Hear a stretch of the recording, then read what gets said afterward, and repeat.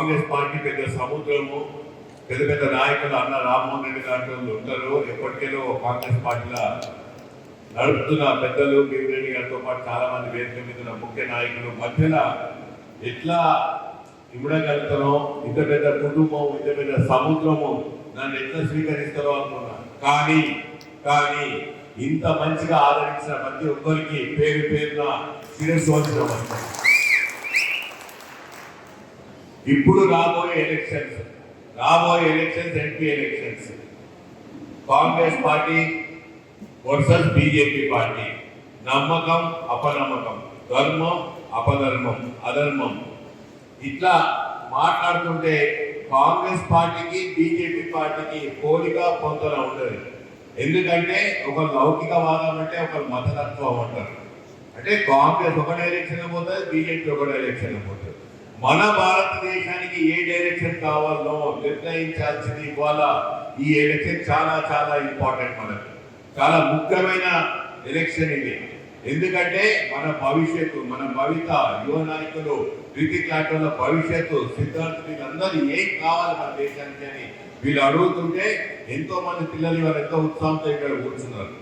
మనందరం కంకణ బద్దులై మన కాంగ్రెస్ పార్టీని గెలిపించుకుంటే భారతదేశానికి ఒక మంచి పూర్వ వైభవం వస్తుంది. ఎందుకంటే కాంగ్రెస్ పార్టీ పుట్టినప్పటి నుండి ఒక పేదల సంక్షేమం కోసం ఇంత ముందుకు తీసుకోబోతుంది. పేదరికం ఉన్న ఈ దేశంలో సంక్షేమం చాలా చాలా ముఖ్యం. సంక్షేమం ఒకవైపు, మతతత్వం ఒకవైపు, కులాలు ఒకవైపు, దేశ పరిరక్షణ కోసం ఒకవైపు. పాకిస్తాన్ పేరు చెప్పుకొని భరత్ చాలా బాగా మాట్లాడాడు. ప్రొద్దున లేస్తే ఎలక్షన్ల ముందు పాకిస్తాన్ గురించి మాట్లాడడం, ఎలక్షన్ గెలవడం, యువత గురించి మాట్లాడడం, ఎలక్షన్ గెలవడం, మతతత్వం గురించి మాట్లాడడం, ఎలక్షన్ గెలవడం తప్ప 10 ఏళ్ళు మన రాష్ట్రానికి ఏం చేసారో, మన కోసం ఏం చేశారో మీరు ఆలోచించండి. ఎప్పుడైనా ఏదైనా సంక్షేమ పథకాలు ఏ రాష్ట్రమైన రూపకల్పన చేసి ముందుకు పోతుంటే అడ్డుపులు వేస్తుంది కేంద్రంలో ఉన్న బీజేపీ ప్రభుత్వం. మొన్న 6 గ్యారెంటీలు అమలు చేస్తాను గ్యారెంటీగా, తన గ్యారెంటీ అని చెప్పి రేవంత్ అన్న మీ అందరినీ భరోసా ఇచ్చి మీ అందరిని ముందుకు తీసుకుపోయిన రేవంత్ అన్నకు అడ్డుపులు లేచే ప్రయత్నం ఉన్నారు. ఇవాళ మనం అందరం చేయి కలిపి చేయికి బలం చేకూర్చి రేవంత్ అన్న చేయి ఇంకా బలపరచాలంటే ఎంతమంది ఎంపీలను గెలిపిస్తే రేవంత్ అన్న చేయి అంత బలపడుతుంది. రేవంత్ అన్న ఉన్న ముఖ్యమంత్రి అయిండు, ఎంతమందిని ఎంపీలు గెలుచుకున్నారంటే కేంద్రంలో ఉన్న బీజేపీ ప్రభుత్వం కూడా ఆలోచిస్తుంది. అమ్మో ఈయన చాలా గట్టిగా ఉన్నాడు, చిన్నగా ఉన్నాడు కానీ చాలా గట్టిగా ఉన్నాడు అని చెప్పి మాట్లాడతారు. చాలా గట్టిగా ఉన్నాడని చెప్పి మనకు రావాల్సిన నిధులు ఇస్తారు, మనకు రావాల్సిన సంక్షేమ పథకాలు ఆపడు, మన ఇంటింటికి సంక్షేమం, పేదల సంక్షేమం ఆపలేడు. దానికి మన బల ప్రదర్శన అవసరం. రితిక్ చెప్పినట్టు ఇది మన బలం, ఇది మన దళం, ఇదే మన దళం కావాలి అని చెప్పి నేను చెప్తాను. నా స్వార్థం కోసం, నా ఎలక్షన్ కోసం చేయి గుర్తు కొట్టేవాళ్ళు అడుగుతాం. కానీ మీ భవిష్యత్తు, మీ సంక్షేమం ఉంచుకుంటూ ఆలోచించండి. దీని తర్వాత రాబోయే ఎలక్షన్లు మనందరి ఎలక్షన్, అప్పుడు సర్పంచ్ ఎలక్షన్స్ ఉన్నాయి, ఎంపీటీస్ ఎలక్షన్ ఉన్నాయి, జెడ్పీటీస్ ఎలక్షన్స్ ఉన్నాయి, మున్సిపల్ ఎలక్షన్స్ ఉన్నాయి. అందరం కలిసికట్టుగా పోరాడదాం. ఇవాళ నా ఎలక్షన్ మీ ఎలక్షన్ కాల్చుకోండి. నా ఎలక్షన్ ప్రతి ఒక్కరు రంజిత్ రెడ్డి గారిని, తర్వాత నేను ప్రతి ఎలక్షన్ ఒక సర్పంచ్ అభ్యర్థిగా, ఒక ఎంపీటీ అభ్యర్థిగా నేను కూడా తిరుగుతా. అందరు ఎంపీ లాగా నేను ఇవాళ ఎలక్షన్ అయిపోయి చూసుకొని పోయే రకం కాదు. నేను గత 5 సంవత్సరాలు నన్ను చూశాను. 5 సంవత్సరాలలో ఒక్కరోజు కూడా నేను ఇంట్లో కూర్చొని అబద్ధాలు చెప్పి, ఇంట్లో ఉండి లేడని చెప్పించుకొని, అపాయింట్మెంట్ అడగలేదని చెప్పు, ఫోన్ చేస్తే ఫోన్ ఎత్తకుండా, ఇవన్నీ ఏం లేదు. నేను ఇంట్లుంటే నా గేట్ పొద్దున్న తెరవాలి, ఎవరు వచ్చినా ఇంకా కూర్చోవాలి. 10 నిమిషాలు అడిగి నేను కూర్చోవాలి, ఛాయ్ తాగాలి, నీళ్ళు తాగాలి, మీకెవరు ఉంటే నేను సహాయం చేస్తా. నేను ఎంత చాతనైనా సహాయం చేస్తాను. 5 ఏళ్ళు ఒక్కరోజు కూడా ఎవరు వచ్చినా కాదనుకుంటా ఎంత దూరంగా సహాయం చేసిన. ఎవరెవరో విద్యాపరంగా, వైద్యపరంగా, మెడికల్ కాలేజ్ సీట్ వచ్చిందని, ఐఐటి సీట్ వచ్చిందని వాళ్ళ కాన్స్టిట్యూన్సీలో ఉన్నా లేకున్నా, ఏ పార్టీకి సంబంధించిన ఏ అవసరాలు చేసిన. ఎందుకు చేసిన అంటే నాకు దేవుడు అవకాశం ఇచ్చిండు, నాకు పైసలు సంపాదించుకున్నా, బిజినెస్ మంచిగా సెటిల్ అయిపోయినా, బయటికి వచ్చిన ప్రజారంగంలో, ప్రజాక్షేత్రంలో, ప్రజా నాయకులుగా మీరందరూ నన్ను ఆదరించి గెలిపించిన తర్వాత నా ముఖ్య ఉద్దేశం ఏముంది అంటే, నేను ఎవరో తెలియనప్పుడు నా గురించి మీరు ముందుకు వచ్చి, మీరు అప్పుడు కాంగ్రెస్ పార్టీ ఉన్నా, నేను బిఆర్ఎస్ పార్టీ ఉన్నా, నన్ను ఆదరించి గెలిపించి పార్లమెంట్ పంపారు. అప్పుడు నా బాధ్యత ఏంటి? నేను ఆపద నుండి నేను ఓట్లు అనుకుంటేనేమో మీరు నన్ను ఆదుకుంటారు, మీకు ఆపద ఉన్నప్పుడు మీకు ఉంటుందా అని ఆలోచన. కానీ నాకు అవతల నా పోటీ ఇప్పుడు విశ్వేశ్వరరెడ్డితో.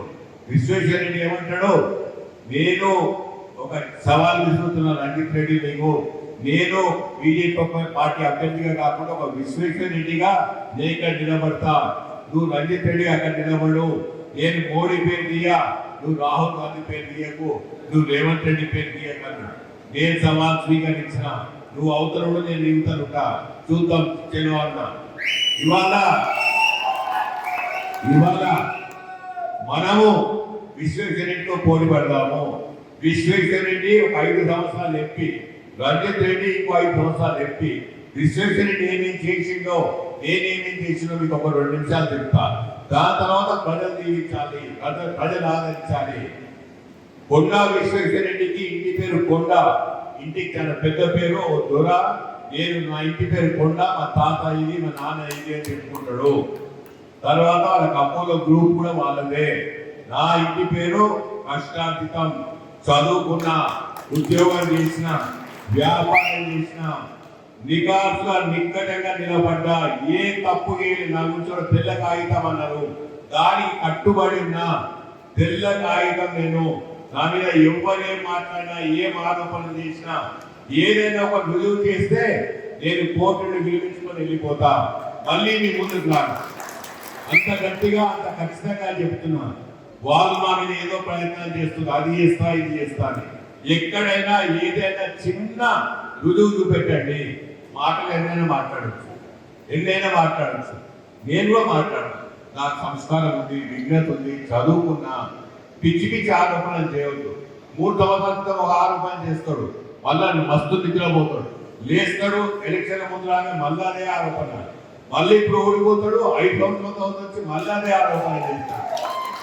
ఏమన్నా ఉందా? ఏమంటే గుడ్ల మీద ఉంటే గుడ్లు తప్పు చేసినా, గొద్దులు లేకపోతే మేము ఉత్పత్తి చేసే కోడి గుడ్డు తింటాడు, చికెన్ తింటాడు, మాట మస్తు మాట్లాడతాడు. నేను దొంగతనం చేస్తే 3 ఏళ్ల క్రితం ఆరోపించిందని ఇప్పడానికి పడుకున్నాడా? 3 ఏళ్ల క్రితం అది చేసినా ఉన్నాడు, ఇంకా ముందు ఏదో చెప్తాడు. 3 ఏళ్ళ క్రితం అంటే ఆయన నేను మస్తు ఒక మంచి కుంభకర్ణంగా నిద్రపోతాడు, ఎలక్షన్ లేచి మళ్ళీ మొదలు పెడతాడు, ఎలక్షన్ ముందు దండాలు పెడతాడు, పొద్దుతాడు, వేషాలు ఇస్తాడు, మళ్ళీ ఇప్పుడు తోటి కట్టుకుంటాడు, బొట్టు పెట్టుకుంటాడు. 5 ఏళ్ళు ఎందుకు తోటి కట్టుకోలే? 5 ఏళ్ళు ఎందుకు బొట్టు పెట్టుకోలే? గుడి లేదు అప్పుడు, ఇప్పుడే గుడి గుర్తుకొచ్చిండా? ప్రతిరోజు గుడికి పోండి, నేను ప్రతి రెగ్యులర్ గుడికి పోతా, వారానికి 3 సార్లు గుడికి పోతా. కొబ్బరి గుడికి పోతే బొట్టు పెద్ద బయటికి వస్తే గుడికి పోయినట్ట. భక్తి కొలమానం ఉంటుంది, భక్తికి లోపల పోతాం, మన భక్తి సిద్ధతో. ఇదే కొత్త రకము, ఎలక్షన్ లాగానే కొత్త రకం ఉంటుంది. ఇంపార్టెంట్. ఇవాళ నా భార్య కూడా టీటీడీ బోర్డు మెంబర్. ఎంతో మంది దర్శనం చేసుకోవడానికి వస్తారు నా ఇంటికి. ప్రతి ఒక్కరు దర్శనం పంపిస్తా, అక్కడ రూమ్ ఇప్పిస్తా, దర్శనం చేయించిన. ఎందుకమ్మా? దేవుడు నమ్మకంతో తిరుపతి దాకా పోతా, ఇంటికి వచ్చిన వాళ్ళకు దర్శనం కలిగించి దర్శనం చేయిస్తే మనకు దేవుడు అవకాశం ఇచ్చిండు. ఇవాళ దేవుడు మనం ఒక మానవ జన్మ పుట్టినప్పుడు ఎంత కష్టమైంది, ఎంత మంచి పని చేస్తే మానవ జన్మగా జన్మిస్తాం. మనం మానవ జన్మ పుట్టిన తర్వాత మన దోషితులకు ఆపదలో సహాయం చేస్తేనే మన మానవ జన్మకైనా అర్థం ఉంటుంది. ఏమైనా పైసలు సంపాదించుకోవాలి, ఎలక్షన్ ముందు నిలబడాలి, అన్ని రంగులు వేసుకోవాలి, వేషాలు వేయాలి, దండాలు పెట్టాలి. తర్వాత నేను ఫోన్ ఎత్తా, అందుబాటుకుండా ఎందుకుండవు అని అడుగుతున్నాను. నేను మిమ్మల్ని ఎలక్షన్లో గెలిపించిన ఓటర్కి ఫోన్ చేస్తే ఉందా, అపాయింట్మెంట్ తీసుకొని రమ్మని అడిగే నాయకుడు ఎవరికైనా రిటైర్మెంట్ ఇవ్వమని చెప్తున్నాను. అవునా కాదా? ఎందుకు అడగాలి అపాయింట్మెంట్? మీరు మిమ్మల్ని ఓటర్ అపాయింట్మెంట్ అడిగినామా? అంజన చెప్పినట్టు రామ్మోహన్ రెడ్డి అన్న రాత్రి 10 గంటలకు ఫోన్ చేసి మీటింగ్ అని చెప్పిండు. రాలేదా వీళ్ళందరి ఇక్కడికి? ఎందుకు వచ్చిండ్రు? మేము అపాయింట్మెంట్ అడగలేదు. ఇప్పుడే మా అవసరాలు అయితే మేము పిలుచుకుంటాం. తర్వాత మీకు అవసరం ఉంటే మీకు అంటారు. వాళ్ళకి నిత్యావసర వస్తువులు లేవు, పోయి వైద్యం అందిద్దాం, విద్య అందిద్దాం. ప్రతి గ్రామానికి ఒక టీవీ ఇచ్చిందా? ఆ గ్రామ సర్పంచ్ కాంగ్రెస్ సర్పంచ్ టీఆర్ఎస్ సర్పంచ్ చూసిందా? మీ ఊళ్ళో వీళ్ళ పిల్లలు ఉంటారు, ఆన్లైన్ క్లాసెస్ అవుతున్నాయి, టీవీ లేకపోతే ఇబ్బంది పడుతున్నారు, ప్రతి గ్రామానికి ఇచ్చిన. అప్పుడు నా పిల్లలు అట్లా కాదు కదా, అప్పుడు అవసరం అది. విద్య పరంగా, వైద్య పరంగా ఆ పనులలో మన వాళ్ళు ప్రజా నాయకుడు. 111 ఎత్తేయలేదని చెప్పిండు. నేను ఎత్తించుదా అని చెప్పిన. 111 ఎత్తిస్తే 100 కొబ్బరికాయలు కొడతా అన్నాడు. పోయి 100 కొబ్బరికాయలు కొట్టాడు. ఓటో ఒప్పుకున్నట్టే కదా. ఇప్పుడు మళ్ళా మీరు ఫోన్ చేయండి ఎత్తండి, అది ఓటో ఒప్పుకున్నట్టే కదా. ఇంటికి రాండి ఛాయ్ తాగిపిస్తాంటే ఓటో ఒప్పుకున్నట్టే కదా. ఇప్పుడు నాతో పోల్చుకుంటున్నట. ఇప్పుడు 5 చేసేయండి, నేను ఈసారి చేస్తాను, నన్ను ఈసారి గెలిపేయండి అంటాడు. ఇన్ని రోజులు ఎందుకు వేయలేదురా భయ నేను అడుగుతున్నా. నేను ఇప్పుడు చేసి నన్ను కూడా నేను కొత్తే ఆయన కొత్తే, ఇద్దరం ప్రజల బాధలు చూస్తాం, ఇద్దరు నిలబడాలి. ఊరికి ఆరోపణలు చేయొద్దు, కేసు పెట్టారు. నేను ఏమన్నా కేసు పెడతాను? 60 సంవత్సరాలు నన్ను ఎక్కువ కేసు లేకుండే. ఫస్ట్ కేసు పెట్టాడు ఏంటంటే తిట్టాడు. నేను తిట్టే రకాలు కనిపిస్తున్నాను. ఎప్పుడైనా తిట్టాడు తిట్టనా? నేను కూడా డాక్టర్ని. రితిక్ చెప్పాడు, నేను కూడా డాక్టర్ని. రితిక్ ఇంకో మంచి మాట చెప్పాడు. టీఆర్ఎల్ మెడికల్ కాలేజ్ లో అవ్వకపోతే 500 రూపాయలు తీసుకుని 500 రూపాయలు తీసి ఇచ్చిందా? ఎందుకు? అదే రామ్మోహన్ రెడ్డి గారు, రితిక్ రెడ్డి గారు. ఎందుకంటే మన 10 ఏళ్ళు వస్తే కూడా వాళ్ళ 500 రూపాయలు కక్కుర్తిపడి 500 రూపాయలు తీసుకుంటే ఏమైనా బతికిందిగమా అనేమో వీళ్ళు అనుకుంటారు, ఈ కుటుంబం అనుకుంటారు. అపోలో గ్రూప్ అంత పెద్ద గ్రూప్. ఎవరైనా పోయి ఒక బెడ్ అడిగితే బెడ్ లేదంటారు. ఎవరైనా పోయి ఒక బెడ్ లేదా డిస్కౌంట్ అడిగితే నీకు ఏ పార్టీ అని అడుగుతాడు. నాకే నిజంగా దేవుడు అపోలో లాంటి గ్రూప్ నాకు ఇస్తే ఒక పెద్ద వాడే పెడుతుంది. చేవిల పార్లమెంట్ కాన్స్టిట్యూన్సీ గడ్డ మీద ఎవరు వచ్చినా కూడా ఈ వార్డు మొత్తం ఫ్రీ మనకని చెప్తా. ఏం పోతుందమ్మా? అంత పెద్ద హాస్పిటల్ గవర్నమెంట్ ఇచ్చింది భూమి, ఆయన సొంతంగా ఏం కొనుక్కోలేదు. గవర్నమెంట్ ఇచ్చి ప్రజల కోసం మంచి హాస్పిటల్ కట్టుకోమంటే పెద్ద పెద్దది కట్టుకున్నాడు, సంపాదించినాడు, బాధ లేదు. అపోలో హాస్పిటల్ కోవిడ్ టైంలో కూర్చొని పైసలు లెక్క పెట్టుకుంటా కూర్చున్నారు. నేను పని చేసుకుంటా కూర్చున్నాను. రామ్మోహన్ రెడ్డి 500 రూపాయలు కూడా తీసుకోడు, వాళ్ళు 50,000 5 లక్షల రూపాయలు తీసుకుంటారు. ఇది వ్యత్యాసం. ఇది ఒక బీజేపీ అభ్యర్థికి నాకు కొండా విశ్వేశ్వరరెడ్డి పదే చెప్తున్నాడు, నా పోటీ రంజిత్ రెడ్డి తోటి. నేను కూడా సవాల్ అంటున్నా, నా పోటీ విశ్వేశ్వరరెడ్డి తోటే. ఇవన్నీ నేను చేసే పనులు, ఇవి అవి చేసే పనులు. మీరు ఆదరించండి, మీరు దీవించండి. రాబోయే 25 మంది నా కోసం కష్టపడండి. 5 ఏళ్ళు బేఫికర్గా పడుకోండి. ఎప్పుడు ఏ బాధ, ఏ అవసరం నాకు ఫోన్ చేయండి. మా పిల్లలందరూ ఇక్కడే ఉంటారు. ఎన్నడైనా ఎప్పుడైనా ఫోన్ చేయండి.